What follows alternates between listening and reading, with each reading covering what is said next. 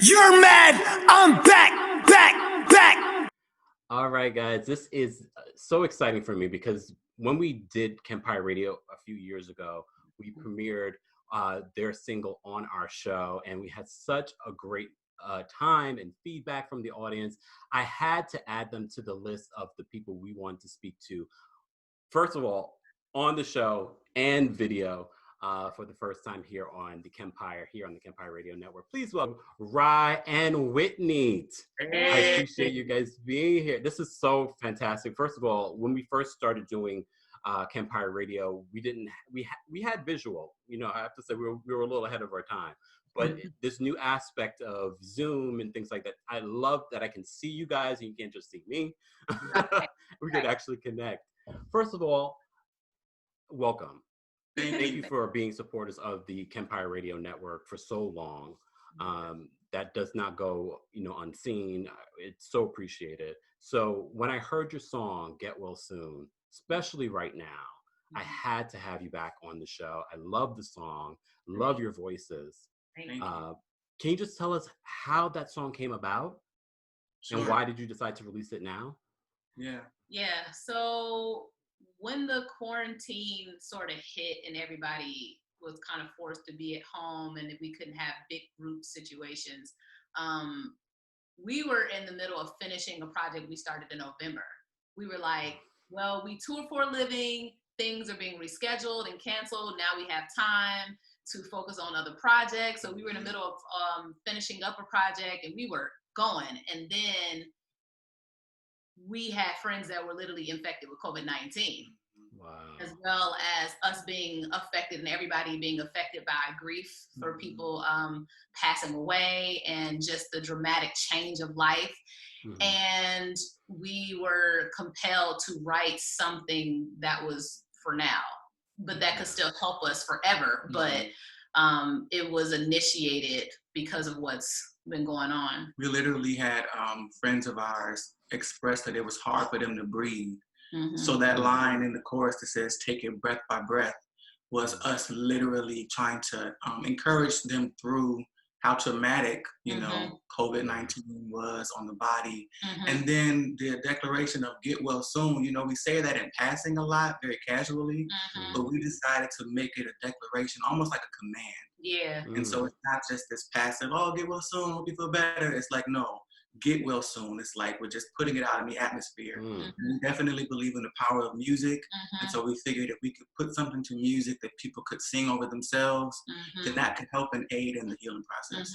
And the healing process physically, but then psychologically and mentally, because people were just grieving people that were passing away. They were grieving the difference, grieving their own life, grieving how things used to be. And it's really hard. Like, change is challenging for people, for us as humans anyway. But then this change was just like, I really got to change everything right now. Like, all the plans that I have for this summer and whatever I have for the rest of this year, I don't know what the heck is getting ready to happen.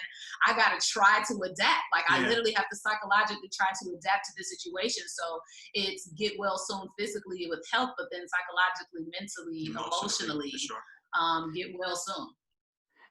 It's interesting because, and I love the fact that as performers that you guys are here, because the COVID-19, although it's affecting people with their mental and physical health, but also financial health. If you tour and if you're a performer, a lot of people rely on this. How has it affected you guys? COVID-19, the quarantine has totally changed our travel plans. We were supposed to be in Ireland this weekend, starting off a worldwide tour for the rest of this year, pretty much. Yeah. Wow. So was this the Alicia Keys tour? Yes. Yes. Yes. So it has drastically changed our travel plans, but it also has pushed us into doing more things in our home and for our brand and our music and our artistry. So although, we're not getting paid to travel as supporting vocalists during this time like we anticipated, God has still been opening up doors for us to perform and do featured interviews and because we would have been able to do this. It would have been more challenging for sure. Right. We might have been in a hotel room somewhere trying to hopefully right after rehearsal or something, or in between sound check, I don't know, trying to make it work. But this time has given us, it's been traumatic, but also a gift. because we have time to be more intentional about RAII and Whitney. With being supporting vocalists with so different artists, because we work with a lot of different artists, our time, we give 100% of everything that we do. So when we are agreeing to do a performance or a tour, they're priority, you know, because that's our job, you know, and then we always still simultaneously work on RAII and Whitney, even when we are gigging and working with other artists. But now that that's all, like, we can't do it, it's like now we got like 100% of the time for us. And so the us, that's the brand, the artistry, but then also our marriage. Yeah. Because although we work together, working together is still different than being together. Yeah. And tell us how is it different? Because you can be in a room with somebody and being productive. If you even think about just brainstorming meetings or just at your job, you all can be there, but not really. But then that's why you have like Christmas parties, you know, like companies have things where you can actually interact with each other and not just be project based, you know? So it's like, although we work together for these artists and we get to sing side by side and it's fun doing it together, traveling together. We do make moments to, you know, and to maximize that. It still is different. Yeah. Than intentionally saying, we're not about to work, we're about to go cook and watch some Netflix and talk. You know what I'm saying? So we've been making sure that we have that balance during this quarantine. Yeah. Can we let's rewind, because there are probably some people that have no idea who you guys are. Okay. Never listened to your music. You know, I'm familiar, and I'm sure they may have seen you because you are supporting vocalists for quite a few people, especially people like Alicia Keys. I know you guys have been working her for quite some time. Yeah. Tell us, let's just rewind the clock. How did you guys become a couple and then get married? All right. Okay. So let's talk about that. We're a husband and wife duo. Yes. We perform, we sing, we act. We met years ago. Like 18 years ago. In a singing group. Yeah. I attended the University of Illinois in Champaign-Urbana. And I'm from Champaign, Illinois. And that's where the group was. Yeah. And so we became friends through music. Yeah. And we were like traveling and singing with each other then, like building this relationship through music. And we were both dating separate people, so we weren't even like romantically involved. Yeah, we weren't even romantically involved. It was just working together, arranging the vocals for the studio sessions and performing and traveling and stuff similar to what we're doing now, not even realizing that it was cultivating us for this time. Yeah. And probably how many years later I broke up with my boyfriend. 2006 is when we started dating. Okay. And we met in 2002. Yeah. Wow. So we started just a few months before I decided to pack up all my things and drive to New York. Right.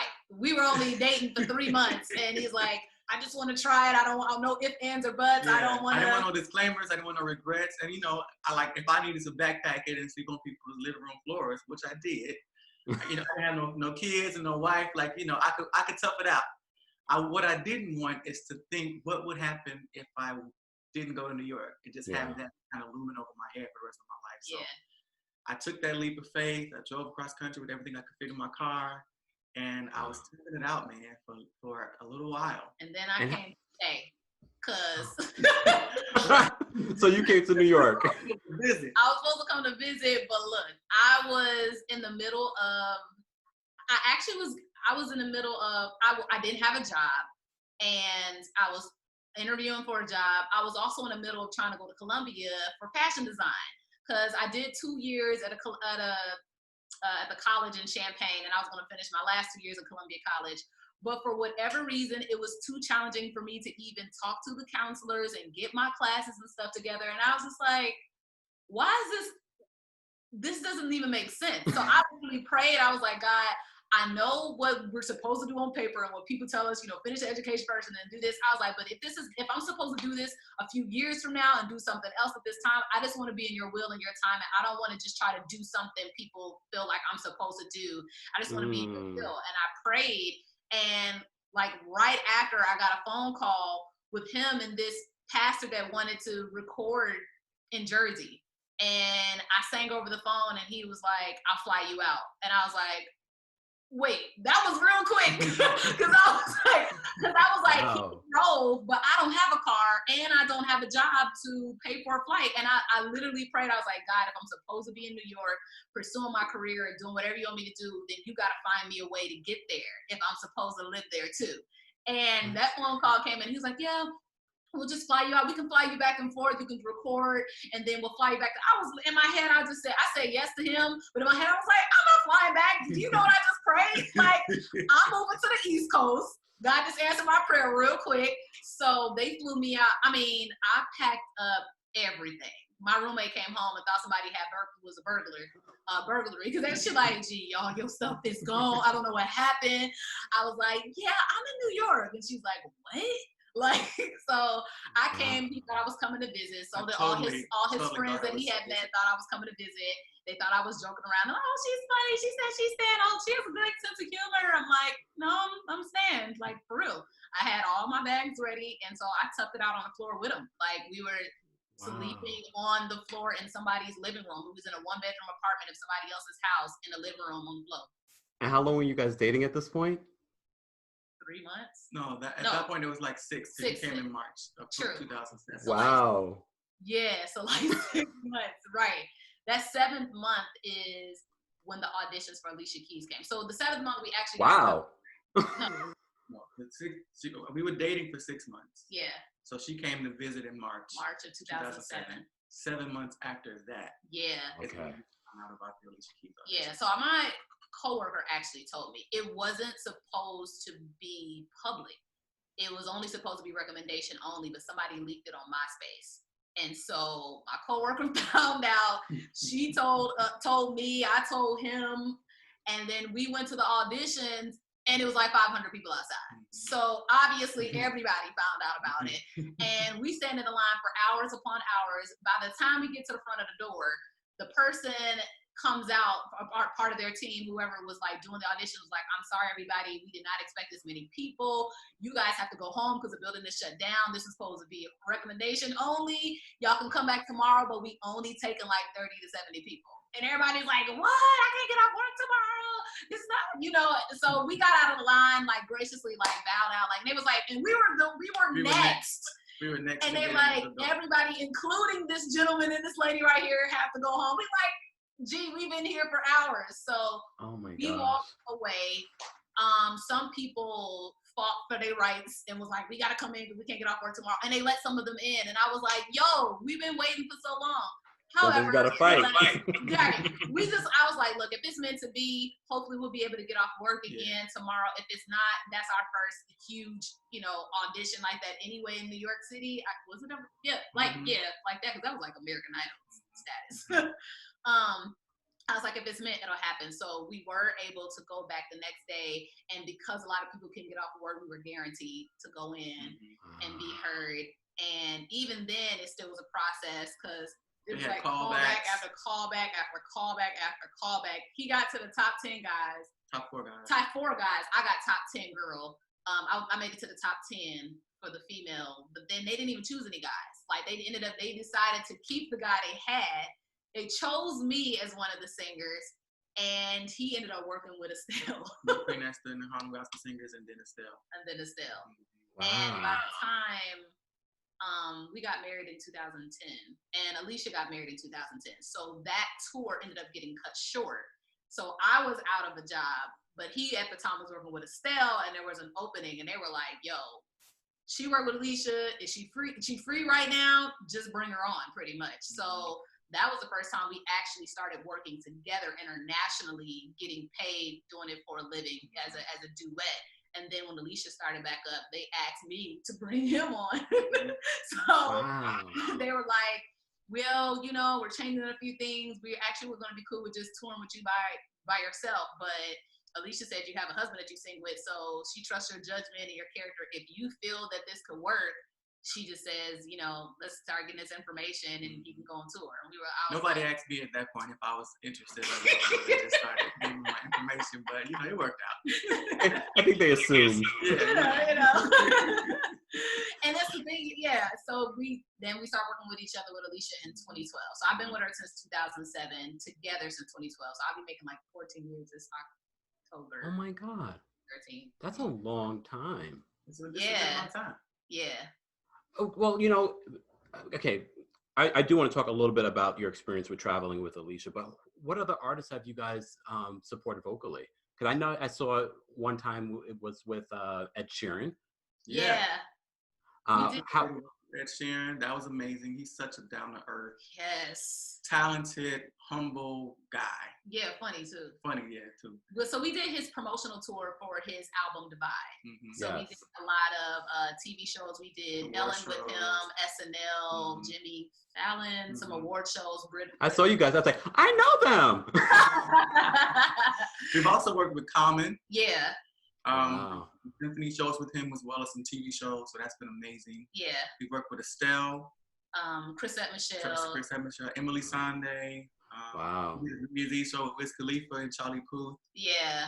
And then award shows that we worked on allows us to work with multiple artists. Yeah, wow.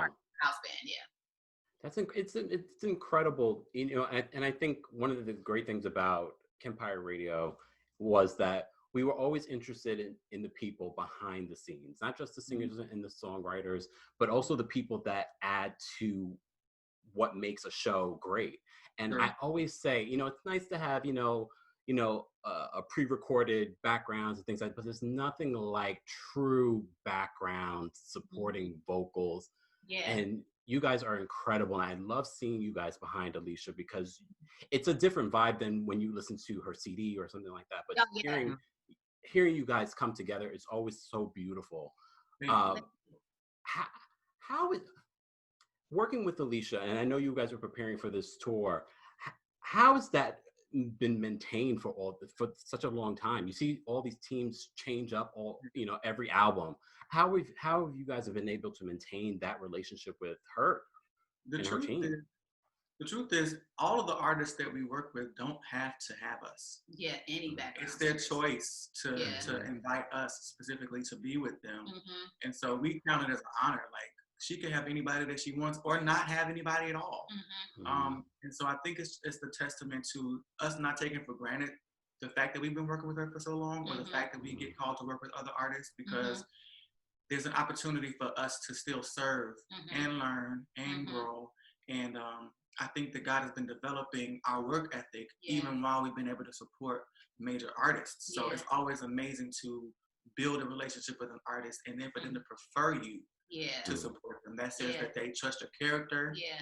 It's not just about the talent, it's like who you are as a person makes them feel comfortable. Because we've had other opportunities that we've actually had to turn down or try to recommend other people for, because we've gotten specific messages from people's management like they prefer you, but they want you, or can you train other people to do what you do, because they want what you guys do, not just vocally, but you have to realize when you go on tour, you become those people's family. So your character is such a huge part of that, because people, if they don't want to be around you, they don't need to pay you, to do that. So it's a testament to me and my husband actually taking it serious and caring about how we come off in a rehearsal setting, not just our vocal ability. Because there are a lot of people that I personally felt like could sing better than us. Could sing better and could do. I don't know about that, guys. No, I feel like there are people that do other things that I can't necessarily do vocally.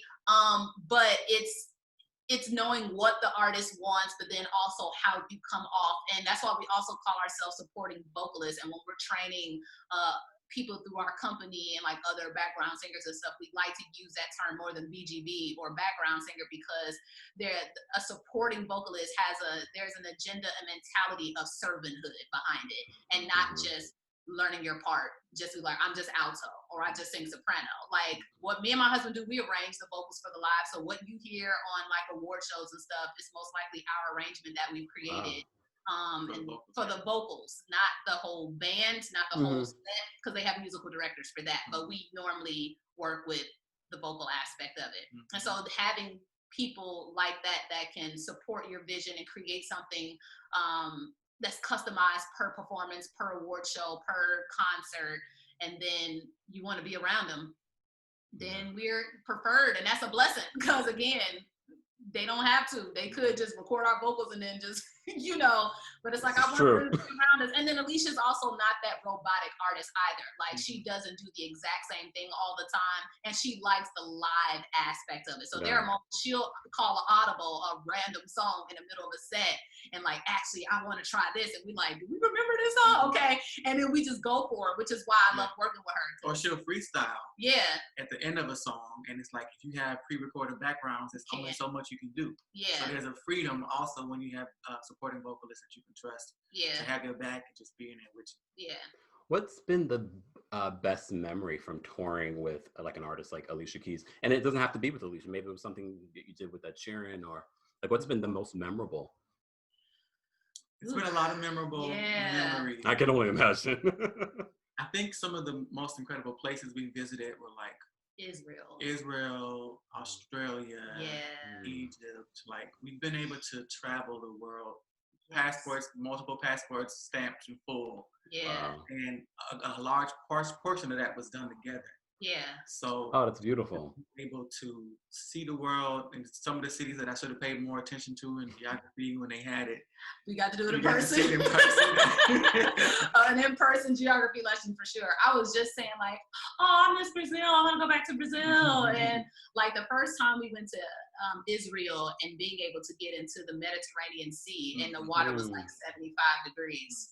Just, I'm like, I'm in the Mediterranean Sea in Israel right now with my husband before sound check. Like, like what? Like, we got an hour to be out here because sometimes you don't have a lot of time. So you try to maximize those little moments you do have and try to walk around your hotel and try to explore as much as you can. Yeah. Because sometimes you don't really get to see the city. It's like you're getting there at 4 a.m. in the morning. You got a show, so you're in the arena most of the day doing sound check or rehearsing or whatever, and then it's showtime, and then you go into the next city. So when you have moments where you have time, a few hours before sound check or a few hours before you have to be inside preparing for the show, we try to get that in. For sure. You know, and I always try to use Campfire Radio as a mechanism for up and coming creatives to learn something. And I know that you guys mentioned that you work with other supporting vocalists in preparing them for, you know, the opportunities that you guys have had. What are some of the key tips that you would give to people that are trying to break into doing supporting vocals for an artist? Sure. Our entertainment, we actually are preparing to launch a program that will allow us to have hands-on training. We've done a beta version. We work privately with a few artists and students, but we're planning on doing that. So the tips that we would give are going to be very forwardly presented in that. Yeah. But some general tips would be to stay teachable. Yes. To also work on your self-identity so that you're not striving or trying to be somebody, but you can be yourself. Because people feel like you're authentic. And definitely refine your craft. I always, you know, I'm a proponent of getting vocal lessons and getting training so that you can develop your ear more and develop your ability to blend and different placements, because that's all important to be a very efficient and effective supporting vocalist. So that's where I would start. But the teachable and being flexible is that's key. Probably almost the most important one, because you can get a job as a great singer and then lose it because you have a bad attitude, or lose it because you are such a person that's so rigid. Because things change all the time. You never, if you're a person that has to be so well prepared in order for you to be confident, in order for you to have a good attitude, being a background singer, supporting vocalist is just not for you. It's gonna stress you out. You'll be constantly stressed, seriously. Because I mean, there have been times where we've done award shows and we rehearsed for days for an award show. We got to sound check, and then an artist will come in and say, actually, the third song I want to be first, and the fourth song I actually want to be second, and change the entire range. So now the musical director has to go into Pro Tools, reproduce some things. The band has to relearn the transitions of the songs. The intro and the ending is totally different now. So whatever you really memorized for the past 4 days, throw it away, do this over and record it. And then in a few hours, you're going live because it's an award show. It's not pre-recorded. So now you have to sing it as if you had memorized this for 4 days. So if you're not willing to be flexible, it's just, you're just gonna be stressed. Just don't even, just sing in the bathroom. And how did this idea to create this new business for, you know, supporting vocalists, how did this come about during quarantine, or was this something you guys have been working on It's something that we have been discussing for years, actually, and we were going to launch a workshop this spring, but then the quarantine happened. Wow. That's something prepared for May. April. Was it April? April, like the first week of April. And was it? Okay, I'm sorry. What was it? No, I thought it was May 7th and 8th. The two weekend, the 2-day intensive thing. Okay, so the last 2 months. Okay, look. It was supposed to happen. That's the thing. We had a lot of different little programs, right? Overall, we had a lot of different things we've been discussing that we want to do that focus on different things. Because we have multiple things that we're getting ready to launch, which under this umbrella, to focus in on specific things. And we were going to do that this year, but now that the quarantine happened, we kind of minimized it and created smaller versions of it to test it out and to see what it's like. And we realized that I think it's more challenging than we thought. It's more work than we thought. It's something we've been used to, but now that we're teaching it, because we're literally teaching what we've been doing. And that's the difference. It's not just vocal lessons. Like this program that we're going to be teaching is literally giving you RAII and Whitney tactics of tour. Tactics, approach, of singing, of supporting. Yeah, what we do spiritually, mentally, vocally, every day. And we've been talking about it for years. We've actually had the opportunity to train singers to work on like Saturday Night Live and work with singers for the Grammys.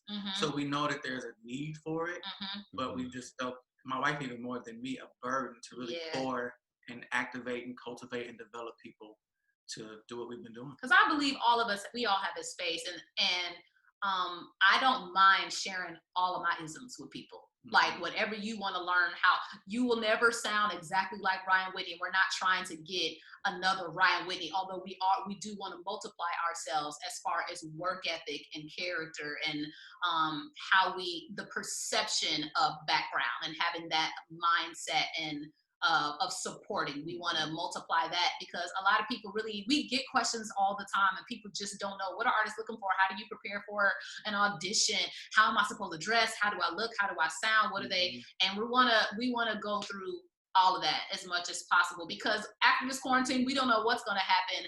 I do believe that people are going to be, I know some of our singers, some of our friends may or may not be singing background again. Some of them may just totally go into their solo thing. I don't know. Positions may be open, who knows? But we just want we can't guarantee anybody a job, but we want to train and take that time to train and build with them. So it's almost like a mentorship, a safe place, community, counseling, thinking through your emotions, like he was saying, the identity thing, because that's huge. I know there are a lot of younger singers that look up to us, and we don't want to create more talented, yet they're working out of a spirit of performance and perfectionism.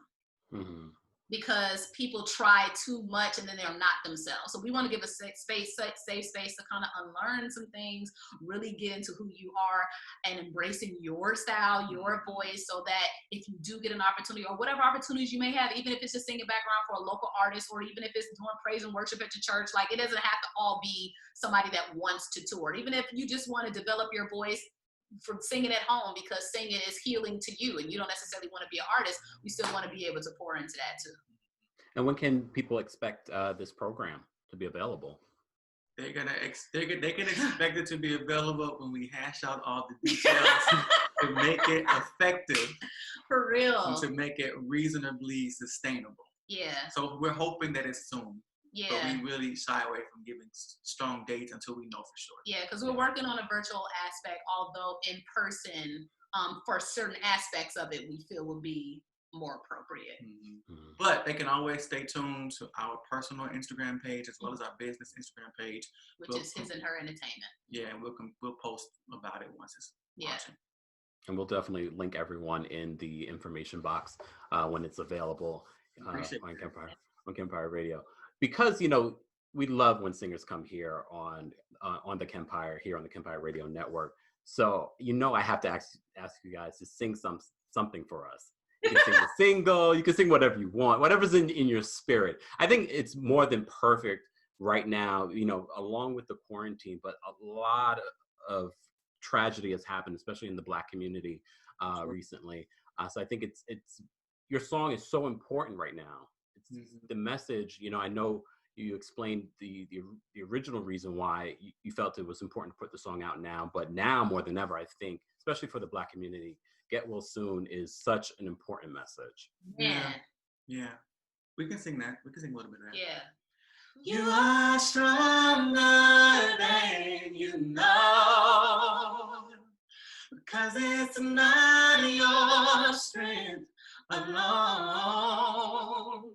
So take it breath by breath, second by second, each moment and minute in view. Keep your spirit lifted, find something to laugh about and get well soon. Get well soon.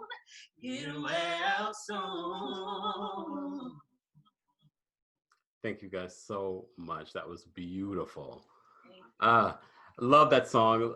As I said to you before, you are welcome here anytime to promote anything that you're working on. I know there are a lot of Alicia Keys fans that are listening, and one of the things, and I don't know if I ever told this story. I went to see Alicia Keys at the Today Show. I forgot what album it was, but it was years ago. And I remember seeing Whitney come out and do the sound check, and I was sort of like, wait a second, because I had to look up. I was like, that's not Alicia.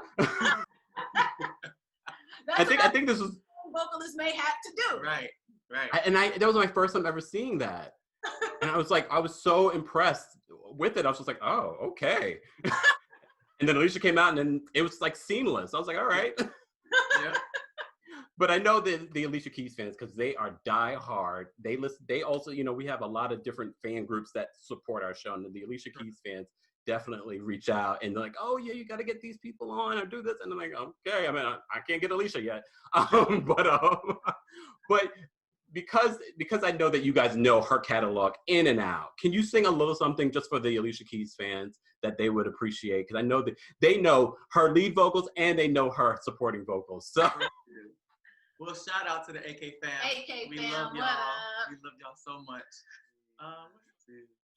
Hand me the world on a silver platter, and what good would it be with no one to share, no one who truly cares for me? Some people want it all, but I don't want nothing at all. If it ain't you, baby, if I got you, baby. Some people want diamond rings, some just want everything, but everything means nothing if I ain't got you.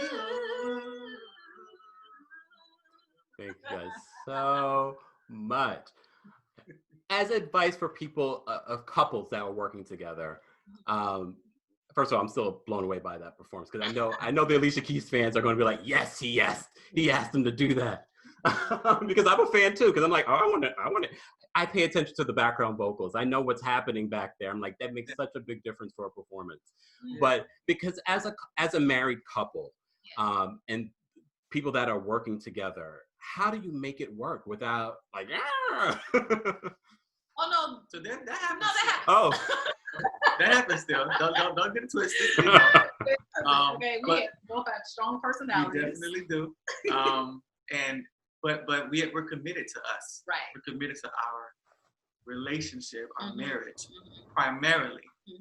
And so that commitment, which is the time behind the doors, off stage, not in front of the camera, we spend a lot of time working and developing that. Our communication, our honesty, knowing when to be silent and take a step back if you feel the other person being a little bit agitated, knowing when to push the conversation if you feel like it needs to, and just respecting and honoring the covenant. And that's the foundation of how we can work well together. What is next for you guys? Because I know you're working on the supporting vocalists training. That's what I'm going to call it. And you also have your music. But what else is coming? Are we going to get a full album? Like what? So everybody wants to know. Music. Yeah. Actually, we're working on a project that is seasonal. That's what I can say. Yeah. So hopefully that'll be ready to be released in the right season. We're also working on additional music, potentially in this season. Mm-hmm. But we're also writing for other artists, arranging background vocals for other people's projects. We want to create music videos and visuals to accompany songs like Get Well Soon and some of the other songs that we're working on. So we're, just trying to be diligent in that regard as well, because it's all part of, the putting out of the music. And working on RAII and Whitney. Yeah. So day in and day out, it's interviews, filming, recording ideas, creating here at the house, arranging stuff like he said. But then we did do a quarantine concert. So we're considering doing more of those and just other performances, virtual performances. We don't want it all to be the same. So we're still mapping out when certain things will be released so that people can get us more frequently than they have in the past, but so that it's not redundant in the same thing, because we, that's important. We also will be judges for a new event called the Voicey Challenge. And so the House Shy on Instagram, at the House Shy, they have created this challenge to kind of provide an outlet for artists during this time where they can sing and kind of compete against each other, singing familiar songs, and then we get to be some of the judges. Yeah, they're doing Usher and Brandy. So artists are actually rearranging, doing their own arrangement of Usher and Brandy with the Voicey app. And so we'll be judging that, which is cool. We can start that tonight. That's tonight. Yeah, it starts tonight. Wow, that's incredible. So you guys are keeping pretty busy. I mean, that's an understatement. We're actually more busy, I feel, now. We have a recording session when we get off the live with you. Yeah. And then the thing tonight. They're right. And then somewhere in between there, we're going to cook and eat. Maybe for an hour, we'll be able to have they decided on when the actual tour will happen with Alicia Keys? We don't have any updates. Yeah. So we are just maximizing this time that we do have. I don't know when the updates are going to come or who's going to give the updates or what, but we're just like, we got this time to be intentional. Let's map these things out. Let's try to train some people. Let's arrange. Let's create. Let's just everything that we can do in this moment that's purposeful for this time. Let's just try to maximize it. For sure. Most definitely. I really do appreciate you guys taking the time out, because I know you guys have been busy, and I'm so glad that we were able to do this. We're going